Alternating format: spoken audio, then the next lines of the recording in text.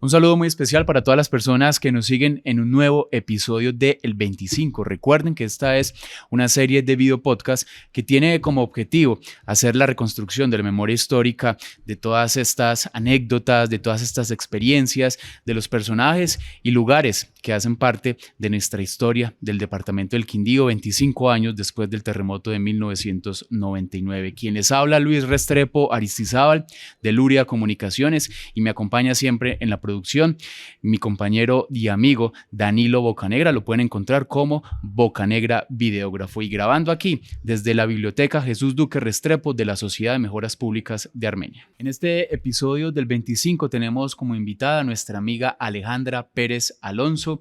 Ella es antropóloga y fotógrafa de la ciudad de Bogotá, y hoy estaremos hablando con ella sobre el municipio de Pijao, ese hermoso municipio cordillerano, municipio sin prisa, aquí en el 25.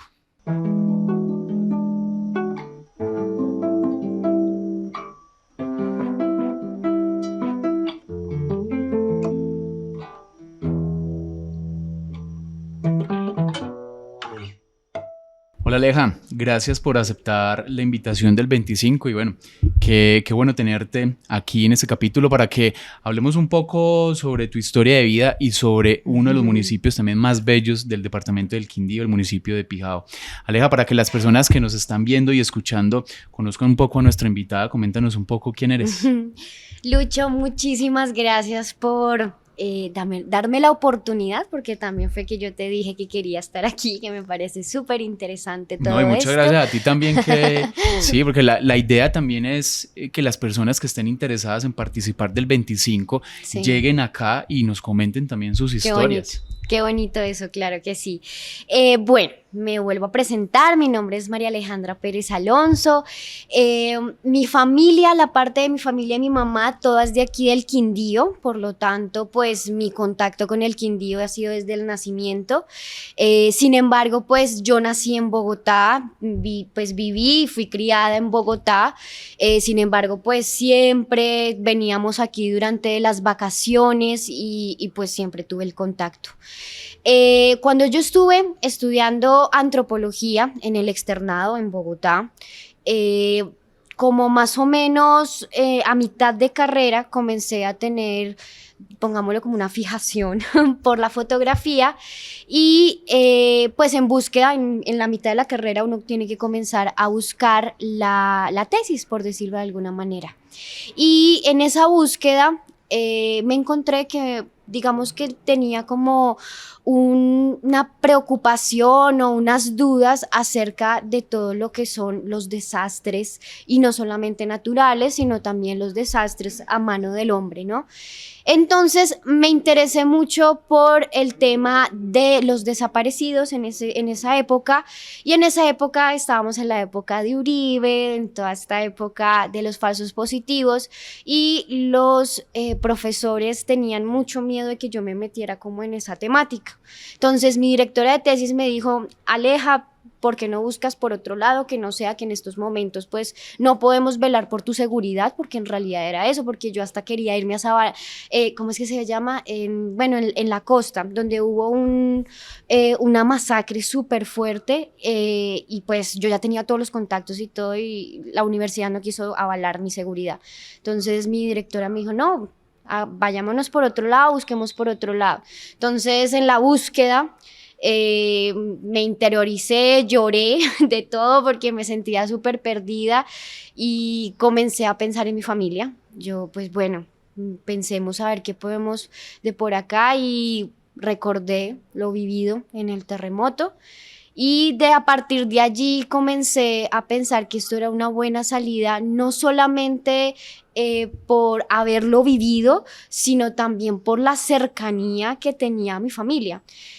Y lo más interesante que fue que, digamos que lo descubrí, aunque en realidad no, pues porque por historia sabemos que 2 años después del terremoto fue la toma guerrillera en Pijao.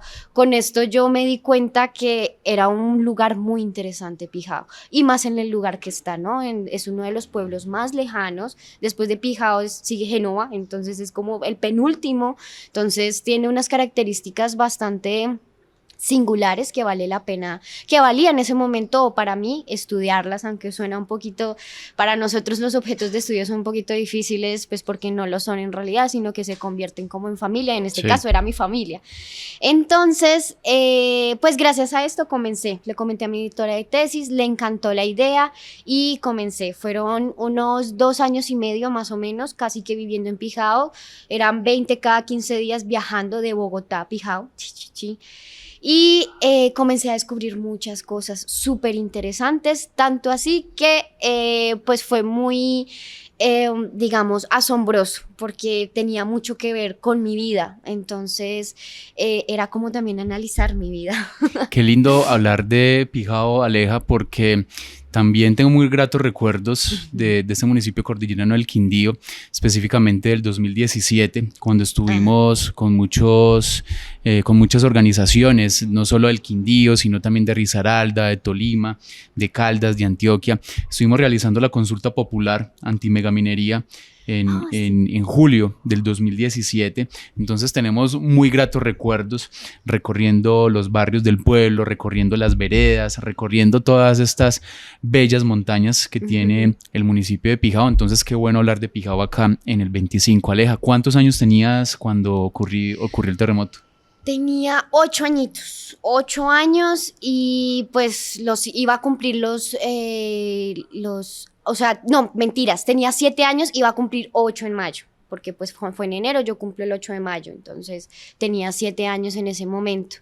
Era la primera vez que sentía un temblor en mi vida. En ese momento, cuando yo comencé a sentir, no tenía ni idea de qué estaba pasando, porque yo pues viví, como te conté, hace unos años atrás vivía en Panamá, y en Panamá pues nunca pasaba eso, entonces... ¿Y en Pijao en dónde vivían?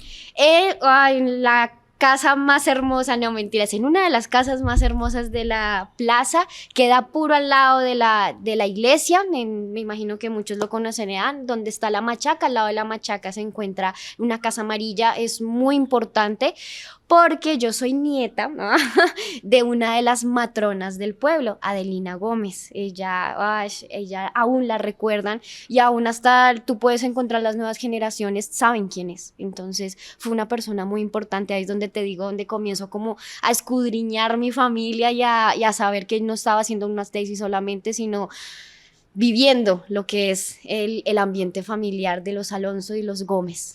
Aleja, ¿cómo vivir una tragedia como lo que vivimos hace 25 años siendo niño? Y lo digo porque a mí también me tocó, yo tenía 10 años, entonces somos prácticamente contemporáneos, y obviamente es otra vivencia ya viviéndolo, valga la redundancia, siendo niños.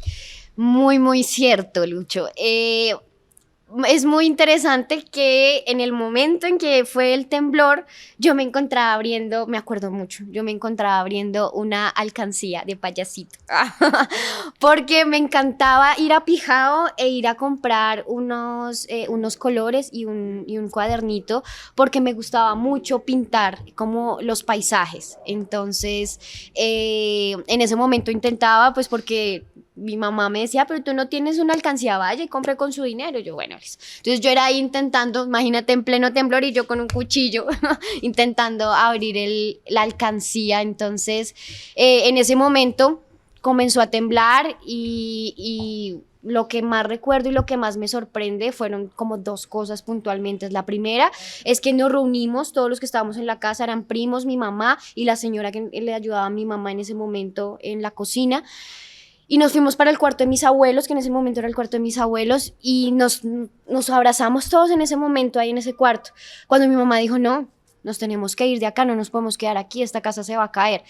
Lucho, cuando cruzamos la puerta, que fueron como 3 pasos, se cayó la pared donde estábamos al lado. O sea, por 5 segundos nos hubiera caído esa pared a 7 personas que estábamos ahí en esa casa. Entonces, no sé, milagros, llámenlo como sea, pero pues el destino de la vida. Entonces, en ese momento bajamos. Lo otro que me recuerdo es que bajamos para abrir la puerta principal y no nos abrió, ya había caído la casa encima. Corra para atrás, porque las casas antes pues eran larguísimas, entonces nos fuimos para atrás y ya pudimos salir. Ahí es donde tengo como el otro recuerdo súper fuerte, y es mi mamá entró en shock. Cuando mi mamá sale, ve la iglesia caída, se le ponen los labios morados, se pone totalmente pálida y comenzaba a hacer así: la iglesia se cayó. Claro, mi hermana y yo, bueno, mi hermana en ese momento ya estaba en los scouts, entonces digamos que ya tenía un poquito más de una, se fue a buscar a un defensa civil que le ayudara a mi mamá y nos llevaron a la plaza. Ese es como el momento exacto de la 1:19 de lo que ocurrió ese día, cómo sucedió a mí como con los 7 añitos que tenía. Aleja, cuando uno escucha estas historias, realmente se mete uno en la película, ¿cierto? Que ha sido el ejercicio que hemos hecho acá en el 25 de escuchar a las personas que hemos tenido como invitadas, personas de todas las edades, ¿cierto? Pero que cada una tiene una historia distinta. ¿Qué más recuerdas de tu infancia estando en Pijao? Para que poco a poco nos vayamos adentrando en lo que ha sido Pijao como representante, como parte fundamental de este capítulo del 25. Claro que sí.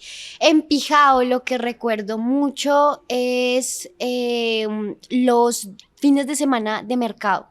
Que todavía están vigentes, sin embargo, se nota mucho la diferencia, digamos, estamos hablando de hace 25 años, la diferencia de afluentes de personas en esa época a lo que soy.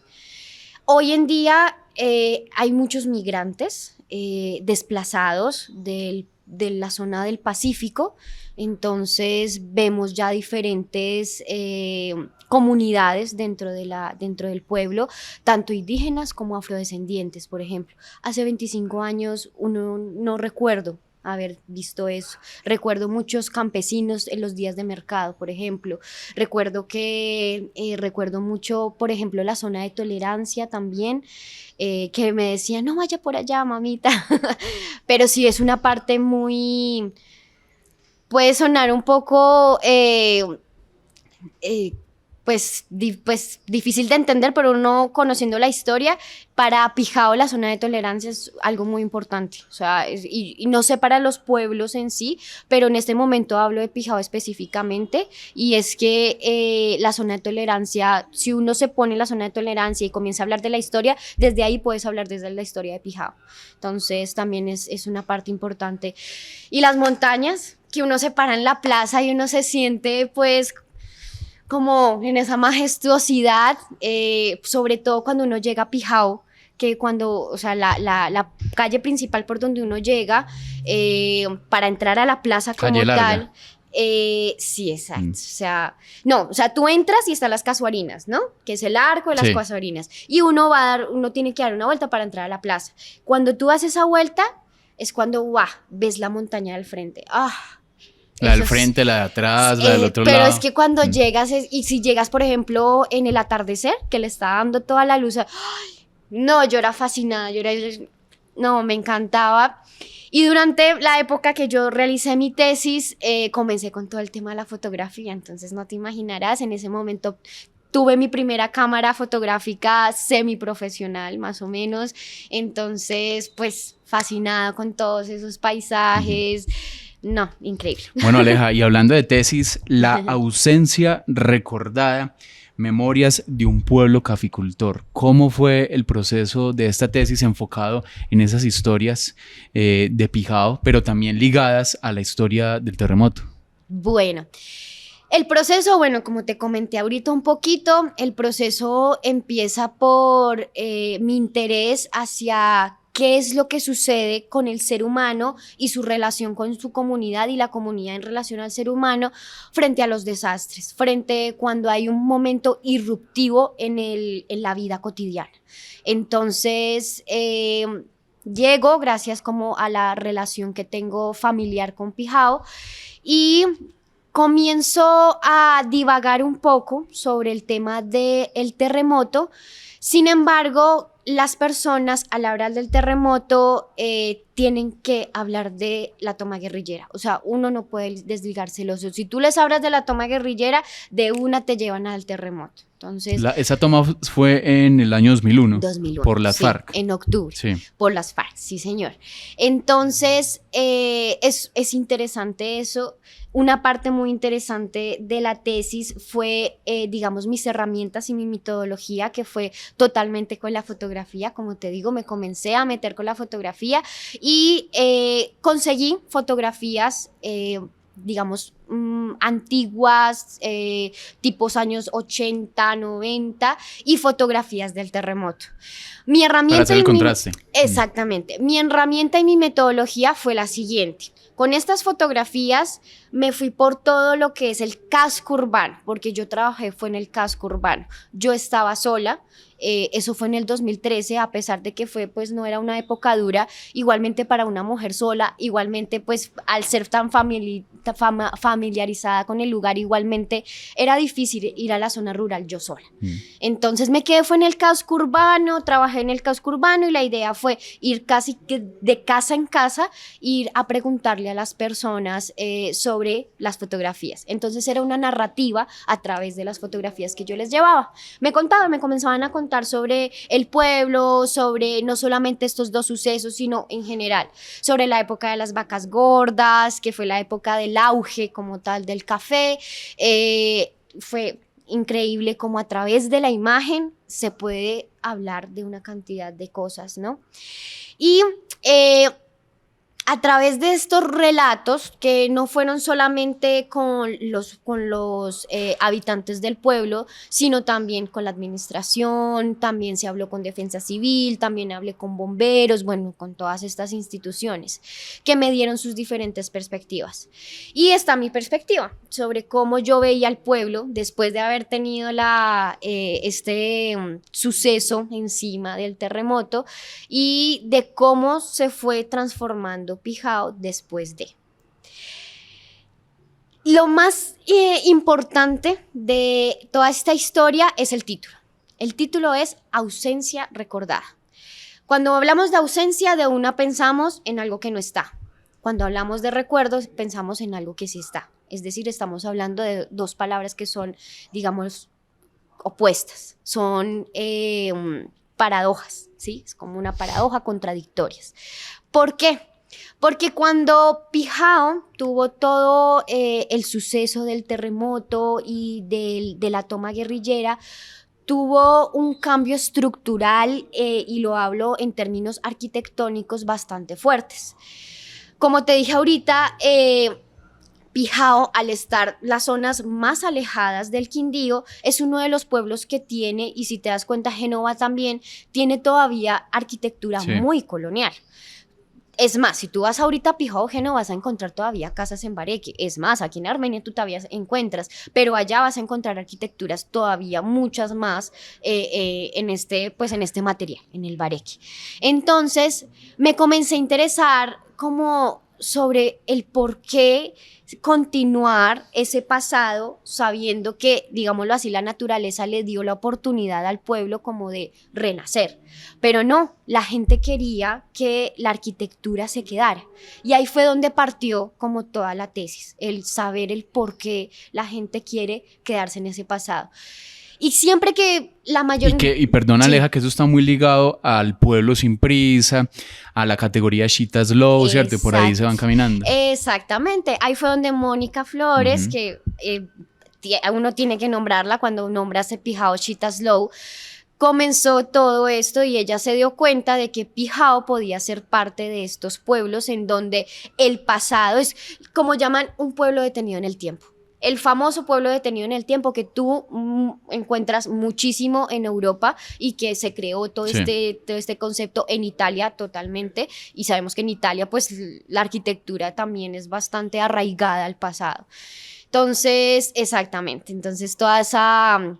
claro que yo eso, sabes que no lo toqué mucho en la tesis, no fue como un punto de importancia, pero sí tiene mucho que ver porque es a través de todo este análisis que el resultado es Pijao Chita Slow, digámoslo así. O sea, una de las conclusiones me llevó a eso. Todo lo que es Pijao Chita Slow. Entonces, nos lleva a que la arquitectura es muy importante para los habitantes de este lugar y comienzan a haber una serie de, no sé cómo, leyes, sí se puede decir, como de, ¿cómo es que se llaman estos? No leyes, sino, bueno, todas estas normas que se sacan día con día después del terremoto, en que las casas tenían, o sea, no importaba que fuera de cemento o lo que fuera, tu fachada tenía que ser en forma colonial. Si tú vas, por ejemplo, a un barrio que se llama La Primavera, que queda arriba de Pijao, o sea, tú cuando llegas, miras hacia la iglesia, por cementerio, por el cementerio, subiendo por cementerio, esa es La Primavera. Si tú llegas allá, las casas son de cemento, pero las fachadas todas están pintadas como de forma colonial. Entonces, es como esta contradicción. ¿Por qué seguir en el pasado cuando pues ya estamos en un cambio, estamos en el nuevo siglo? Entonces, ¿por qué continuar? Listo. Y en esa revisión de la historia, tu experiencia, ¿qué recuerdas de cómo fue o de qué tanto se destruyó Pijao en el terremoto? Fue bastante fuerte. Y como te digo, siempre está ligado a la toma guerrillera, porque la gente lo dice así, los pijaenses lo dicen así. El terremoto nos destruyó, pero la toma guerrillera nos volvió... Una nada. Sí, nos volvió una nada, sí, exacto. Lo que el terremoto no destruyó en el 99, la toma guerrillera lo destruyó en el 2001. Y no hay mejor explicación que la casa de mi bisabuela. Mira, la casa de mi bisabuela era una casa esquinera, no te imaginarás, o sea, era casi media manzana. Ella quedó muy, muy inestable después del terremoto, pero con la toma guerrillera, la mitad de la casa se cayó. Ella después del terremoto era posible rescatar, que era algo que ya estaba haciendo mi tío, que es ingeniero, y él estuvo metido mucho en la reconstrucción de Pijao, y él hizo de todo para poder rescatar esa casa. Llegó la toma guerrillera, él no pudo hacer nada porque estábamos a media cuadra de la policía. ¿Cuántas bombas cayeron en la policía? No había nada que hacer, se cayó la mitad de la casa y ya había que destruirla, entonces no hay mejor explicación que esa. Entonces, todo nos lleva, me gustaría como también estamos hablando de una tesis, la tesis como tal, siempre vamos a hablar de teoría, ¿no? Yo aquí tomé de gran importancia, no sé si has escuchado a Eric Hobsbawm, él es un historiador europeo y él habla mucho sobre lo que es la remembranza. Y la remembranza es algo tan bonito que, no sé, me imagino que lo has escuchado, que se llama volver a pasar por el corazón. Entonces, la remembranza es volver a lo que está en el pasado, traerlo al presente. Entonces, ahí viene como todo este cuento de la ausencia recordada. Lo saqué de ese historiador, la remembranza de cómo nosotros a través del recuerdo, y no solo a través del recuerdo, sino de materializar ese recuerdo, podemos traer el pasado al presente y mantenerlo en el presente. Lo más bonito de todo esto es que no solamente es la arquitectura lo que los pijaenses están trayendo al presente, sino la cultura también. Entonces, aquí pues me gustaría contarte un poco como sobre los diferentes capítulos que tiene mi tesis. El primer, bueno, está la introducción, claramente, que nos explica como todo el por qué, todo lo que les he explicado, el por qué llegué a esto. Y luego vienen otros 3 capítulos muy importantes que se llaman el Pijao de cuando había café y de la gente de antes, así la llaman los pijaenses, de cuando había o la época de las vacas gordas, que también lo llaman mucho todavía así en Pijao. En esta época nombran mucho a cómo la comunidad en esa época era gente de bien. Pero una gente de bien. Gente de bien en el buen sentido de la palabra. Exactamente, en el buen sentido.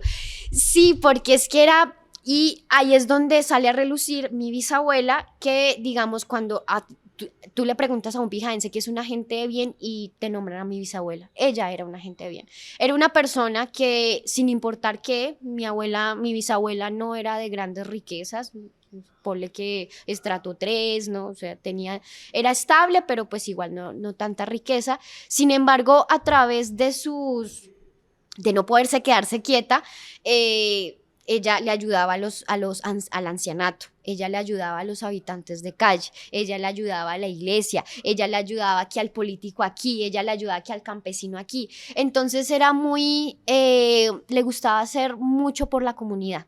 Y eso es para los pijaenses lo que más representa al pijaense como tal, ese apoyo entre comunidad. El siguiente capítulo se llama Sucesos del siglo XX. Entonces ahí estamos hablando, yo hablo de 3 sucesos. El primero es la caída del auge del café, que se da gracias del paso de los 80 a los 90, gracias a un tratado que se cortó, digámoslo así, en el que había como un tratado de precios.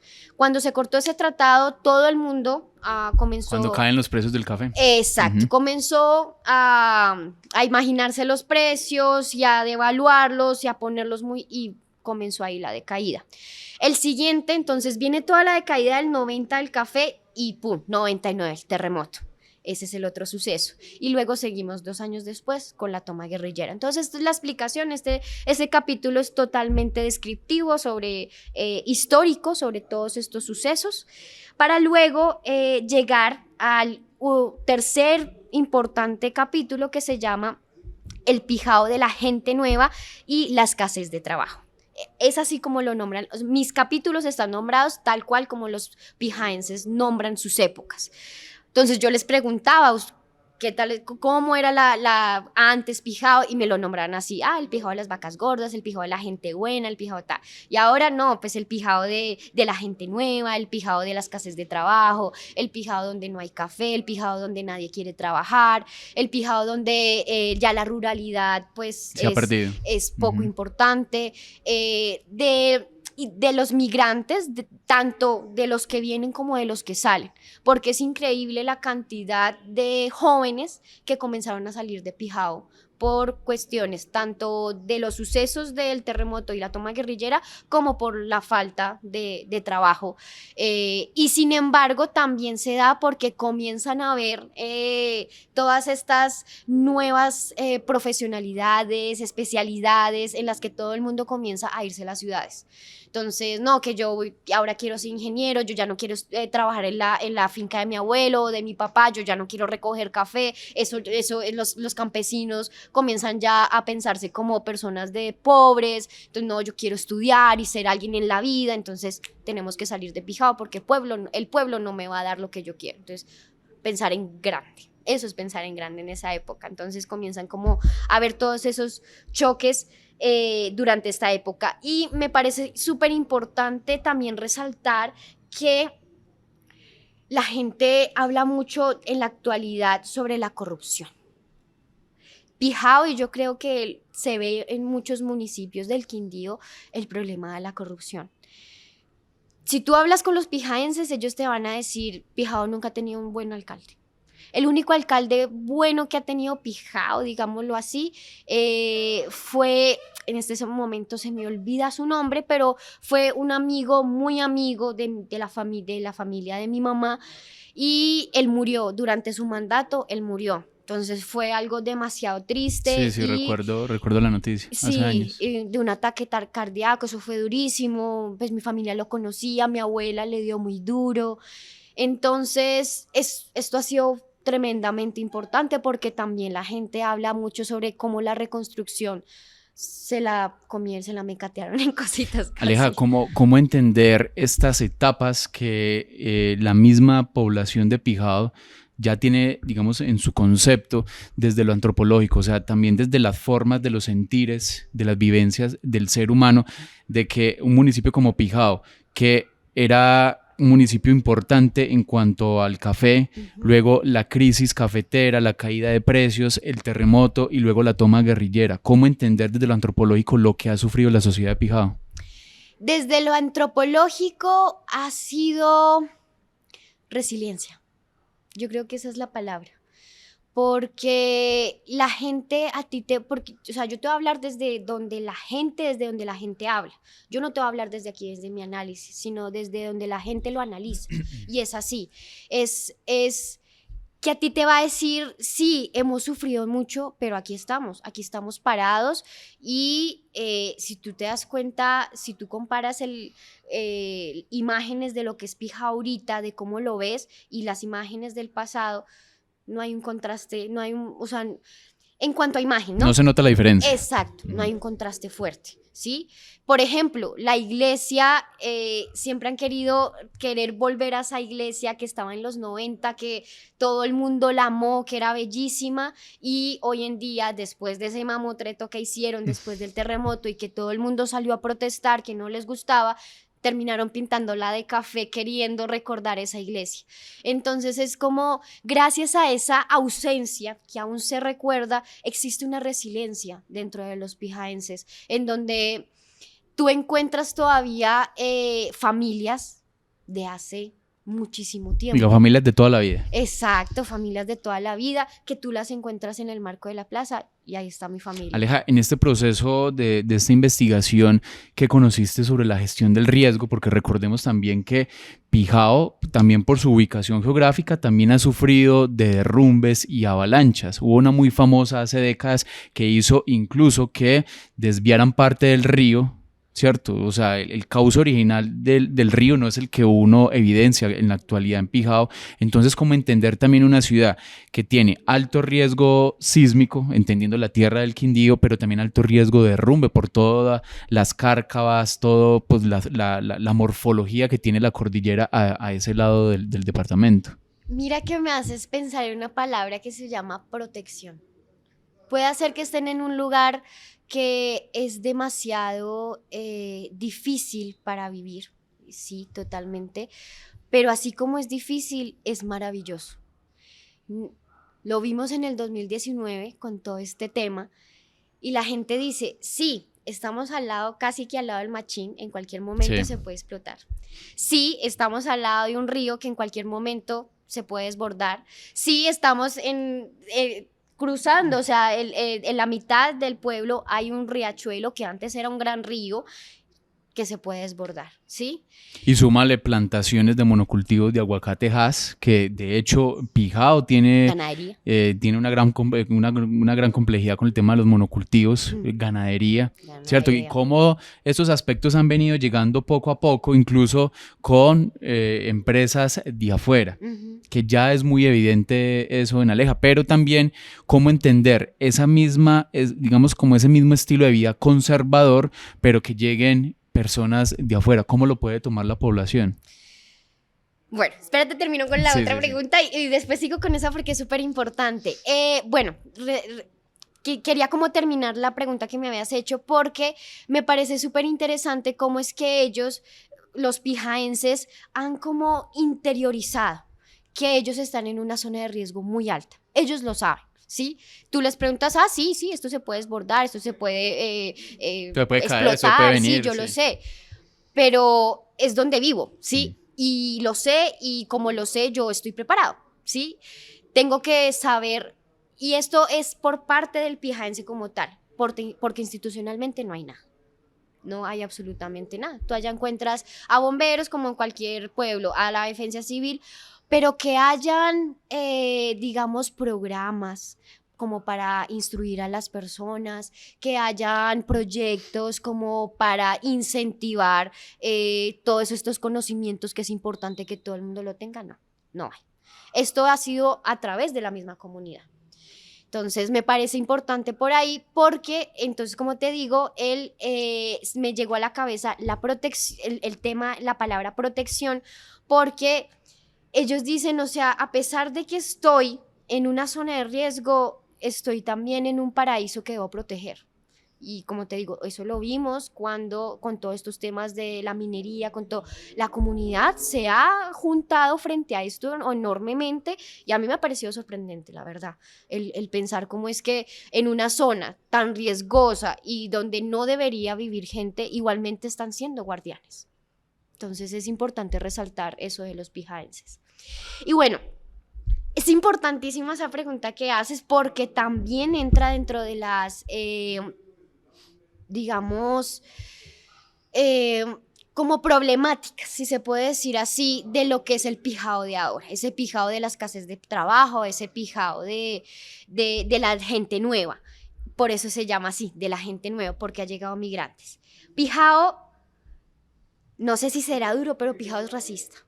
Pijao una cultura muy, muy fuerte de racismo. Y pues obviamente tú lo vas a ver sobre todo en las personas mayores.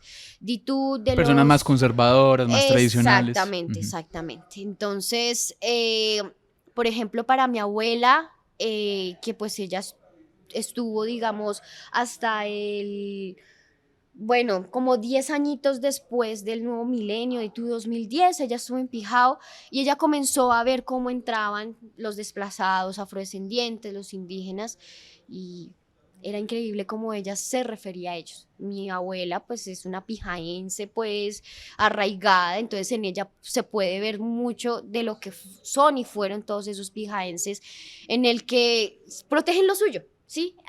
También vamos ahí también a la protección, al proteger lo que es mío. Sin embargo, ya es una protección que ya se vuelve como que dejan al otro desplazado. ¿Sí? Entonces no queremos que nosotros seamos punto de recogida de estas personas, no queremos, porque llegan delincuentes, llegan prostitución, llega tal, pero sabemos que pues tal vez la migración sí hizo tal cosa de que llegara delincuencia, pero igualmente es una situación que también se pudo haber dado con o sin migrantes, porque todo este suceso viene de un proceso histórico nacional en el que no podemos negarlo, en que si hubiera o no habido migración, igualmente hubiera pasado.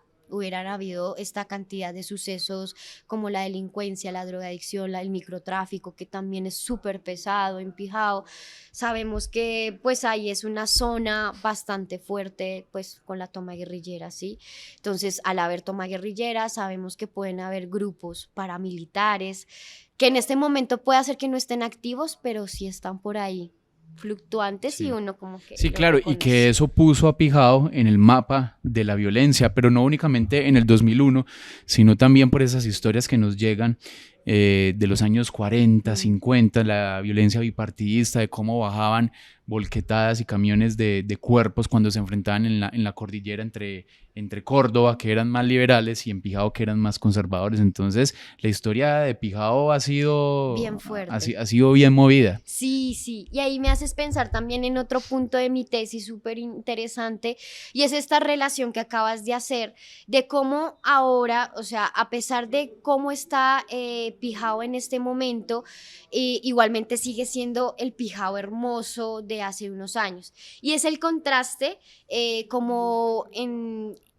de comparación interesante, y es en esa época, y la gente lo piensa mucho, es increíble que en esa época de que había tanto café, tanto trabajo, estaba la violencia.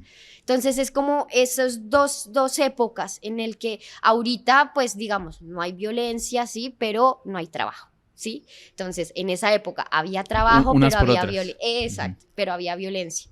Entonces, es también como que Pijao todo el tiempo ha estado en paradojas. Todo el tiempo ha sido una paradoja de tener trabajo o de tener violencia. Siempre ha estado como con esa paradoja. Aleja, en este proceso que has hecho con esta tesis, La ausencia recordada, memorias de un pueblo caficultor, ¿cómo fue también ese proceso de Pijao de reconstrucción? Porque vemos que varios municipios del Quindío han tenido un proceso de reconstrucción también ligado al expansionismo de ese turismo salvaje, como pasa ahora, por ejemplo, con Salento, con Finlandia. ¿Cómo ha sido también ese proceso de llegada de turistas a Pijao, ¿cierto? Siendo un pueblo tan conservador, pero también ahora dependiendo de las personas que lleguen de afuera. Muy interesante, Lucho, porque ahí tenemos como quisiera como recalcar a Mónica Flores, ¿sabes? Porque creo que ella ha sido muy importante en ese proceso. Porque a pesar de que Pijao esté tan lejos, igualmente Pijao ha sido una zona, sabemos que pues queda el Machín ahí, sabemos que hay una entrada a Páramo ahí, entonces Pijao en este momento pudo haber sido un Salento, realmente, a pesar de estar tan lejos. Pero en este momento, gracias a Mónica y a todo lo que ella desde el consejo realizó, hizo que la gente comprendiera, porque en esa época todo el mundo pensaba, ponle tú, eso fue hace unos 15 años, todo el mundo pensaba, es que Mónica no deja que llegue el turismo, es que Mónica no deja tata, es que Mónica pone muchas trabas por todo el cuento del Pijao Chita Slow. Sin embargo, tú vas hoy y todo el mundo le agradece a Mónica. Porque hoy por hoy Pijao es ese pueblo Simplicia, ese pueblo detenido en el tiempo, gracias a lo que todo lo que hizo ella. Porque ella se dio cuenta de que Pijao podía ser ese pueblo en el que podemos estar libres de ruido, podemos estar en contacto con la naturaleza, pero al mismo tiempo pues estar en una zona urbana, digámoslo así, en donde vas a encontrar calles, carros, pero igualmente a 3 cuadras ya estás en la vereda con el caballo y la vaca, aunque la vaca y el caballo no deberían de estar, pero ahí los encuentras o sales y ya te encuentras con el sendero ecológico, pero lo tienes que abrir tú porque allá pues senderos ecológicos encuentras muy pocos. Entonces sí me ha parecido muy importante el pensar cómo es que se supone que la apertura al turismo debería ser importante y amplia para que haya afluencia tanto de gente como de dinero. Sin embargo, en este caso, para Pijao fue paradójico y totalmente al revés. Para Pijao fue más bien una búsqueda de quedarse en el pasado y de que ese fuera su turismo, un turismo selectivo, un turismo que no fuera boom, como sucede en Salento. Porque, turismo desbordado. Gracias por la palabra. Un turismo desbordado, exacto. O sea, el turismo en Pijao es demasiado un afluente muy, digamos, graneadito durante el año, y lo que hace que no haya tanta como contaminación en todos los sentidos, auditiva, de basuras, de todo esto, sino que haya entrada de turismo, pero sea controlada. Entonces, eso ha sido muy interesante en ese sentido en Pijao. Y gracias a ese turismo controlado, por lo que no ha habido como esa entrada de tantas personas del comercio y todo esto de ese tipo de comercio, han vuelto a las fincas. Le han dado prioridad a las fincas, le han dado prioridad a la ruralidad. Aleja, ahorita que hablas de ruralidad, en ese proceso de la consulta popular en 2017 tengo muy lindos recuerdos de veredas como Los Juanes, La Mariela, con tremendo paisaje hacia el sur del Quindío, parte de la olla del Quindío, recorriendo también en alguna ocasión con unos compañeros del SENA, la parte más encañonada de la cordillera en la zona de Génova, viendo aves como loros orejiamarillos, orejiazules, viendo tucanes. Realmente cuando uno habla de Pijao, tiene unas características que la hacen única, incluso dentro del departamento del Quindío con sus 12 municipios. Uh-huh. ¿Qué más puedes destacar tú de Pijao? Tú que viviste durante tu infancia, que te criaste allá, que recorriste sus calles, que hiciste este proceso, ¿qué recuerdas garzas, de las garzas, las famosas garzas de ahí del centro de Pijao? Sí, es que es tan puntual como eso, las garzas, o sea, Pijao es la llegada de las garzas en las tardes. Eso en donde sucede, es hermoso. Recuerdo, de esto tengo qué pena, pero es que de esto tengo un recuerdo muy que se me olvidó contarte ahorita, y es que cuando yo estaba abriendo la alcancía en pleno temblor.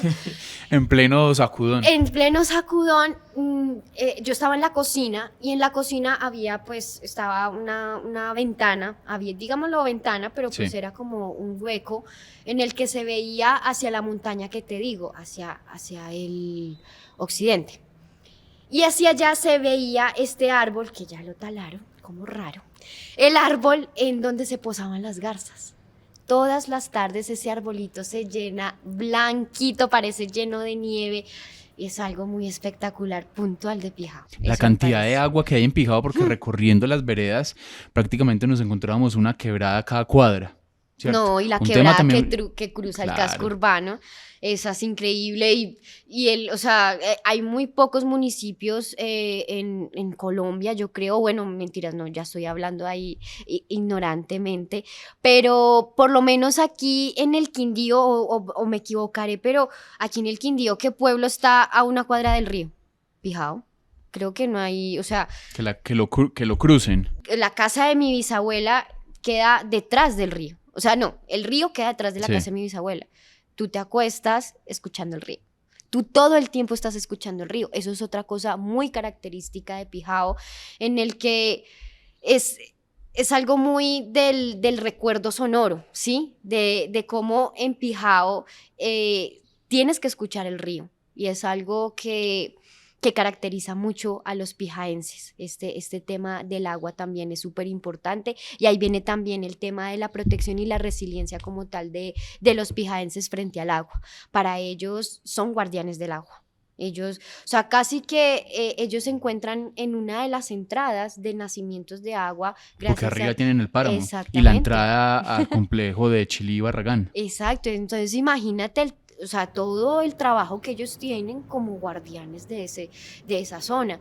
Entonces, me parece muy importante tener como en cuenta esto y la puntualidad de lo que es Pijao. Y también de lo que es cada municipio. Cada municipio en el Quindío tiene su característica. En Génova, por ejemplo, es increíble el tema de la violencia y cómo la violencia marcó a Génova tan puntualmente cuando no sucedió de esa manera como en Génova en los otros municipios. Pijao, tan cerquita a Génova, y no sufrió la violencia como la sufrió Génova, porque Génova fue muy fuerte, a pesar de que Pijao tuvo sus grandes, pues sus grandes no, pero sí sus fuertes masacres durante la época de la violencia, no fueron tan grandes como las de Génova, y tan cerquita que están los pueblos aquí en el Quindío y todos tan diferentes de por sí, pero al igual pues a todos los amarra una sola cosa, y es el paisaje cultural cafetero. Que en realidad pues es mucho más que cafetero, ¿no? Somos más que el café. Quería hacerte una acotación ahí sobre el Pijao Xitaslo. También para los pijanses es muy importante como se les catalogó a ellos durante los años 80, que fue el pueblito más lindo del Quindío. Para ellos, o sea, tú les preguntas sobre Pijao y ellos, el pueblito más lindo del Quindío, usted sabe, siempre.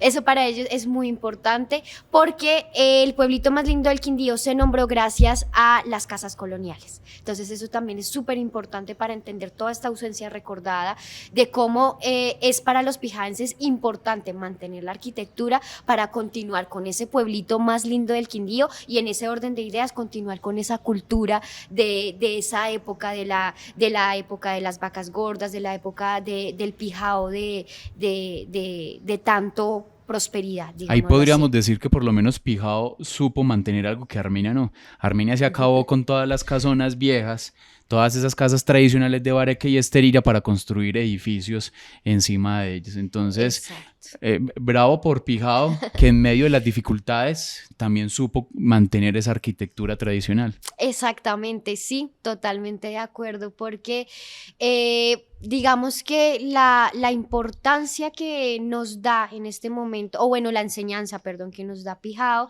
es que este gran famoso que dice así, un pueblo tiene que recordar su historia para no repetirla. Entonces, Pijao todo el tiempo está presente en su historia, su pasado siempre está presente para ellos no tener que volverla a vivir. Bueno, Aleja, ya vamos llegando al final de este episodio del 25.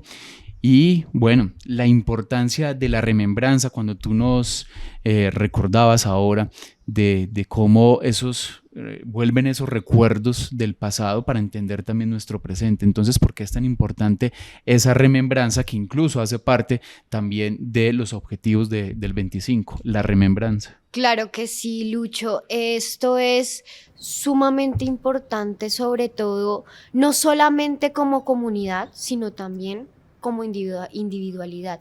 Pienso yo que siempre debemos de tener presente de dónde venimos, porque eso nos da la indicación de hacia dónde vamos.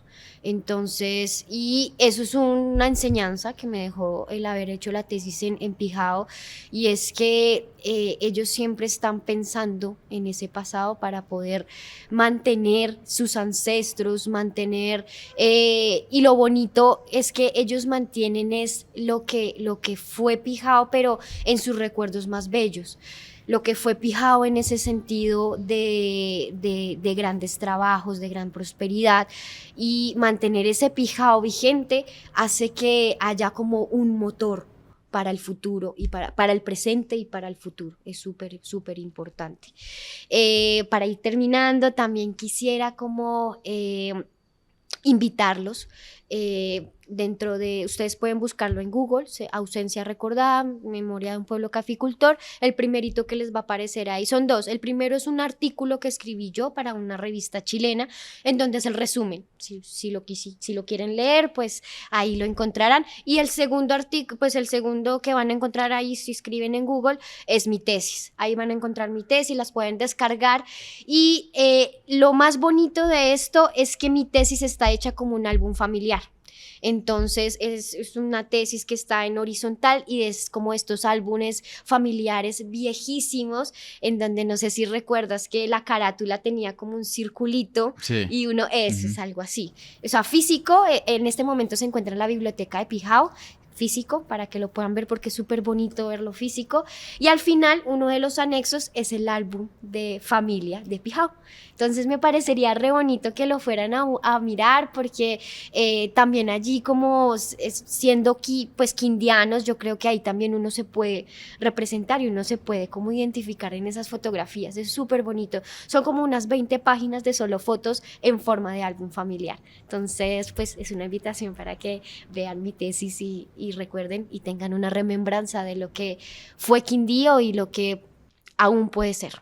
Bueno, muchas gracias, Aleja. Gracias por aceptar la invitación del 25. Qué buenas remembranzas y recuerdos de Pijao, el municipio sin prisa, el departamento del Quindío. Y a ella les queda a ustedes también la tarea para que busquen la ausencia recordada, memorias de un pueblo caficultor. Bueno, muchas gracias por seguirnos aquí en un nuevo episodio del 25. Recuerden, si quieren hacer parte de esta mesa de conversa, de esta mesa de trabajo también, porque este también es un trabajo pedagógico que queremos compartir con ustedes desde el 25, haciendo la reconstrucción de la memoria histórica y que sirva también como pedagogía para el plan de ordenamiento territorial de la ciudad armenia, el departamento del Quindío. Nos pueden compartir sus historias aquí al correo, nos pueden escribir también en nuestras redes sociales, en Facebook, en Instagram, si quieren también venir aquí y comentarnos sus historias. Recuerden que pueden seguir nuestros episodios del 25 en nuestras plataformas de Spotify y de YouTube. Quien les habla, Luis Restrepo Aristizábal de Luria Comunicaciones, y agradeciendo también a nuestro amigo y compañero en la producción audiovisual, Danilo Bocanegra. Lo pueden encontrar como Bocanegra Videógrafo. Y agradecimientos especiales también a todo el equipo de trabajo de la Biblioteca Jesús Duque Restrepo, de la Sociedad de Mejoras Públicas, desde donde hacemos estas grabaciones del 25. Y también gracias a nuestros amigos que hacen parte también de la producción del 25, Juan Pablo Orozco, Diego Zambrano, Felipe Vargas y a nuestro amigo Arlex Parra. Y también a ustedes, si nos quieren acompañar, si nos quieren aportar, si nos quieren colaborar, acá estaremos para seguir compartiendo estas historias desde el 25.